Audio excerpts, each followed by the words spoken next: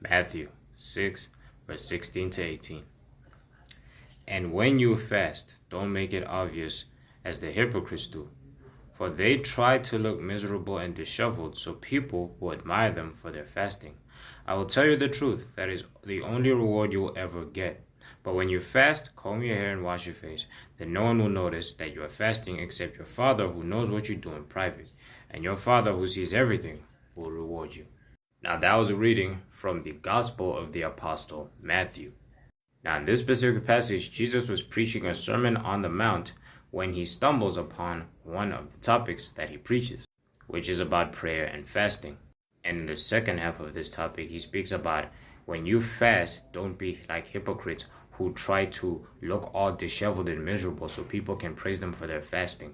He said instead you must comb your hair, wash your face, such that you can not be praised by people, but be praised by your Father who knows what you do in private.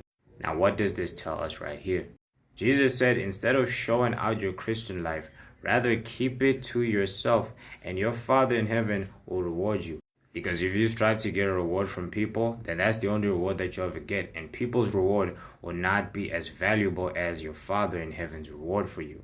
So instead of looking all disheveled and fasting or trying to pray the loudest in the church, rather keep it low-key because God knows what you're doing and He loves it. Stop aiming to get praise and recognition from people just because you're a good Christian on the outside, but in the inside you could be failing.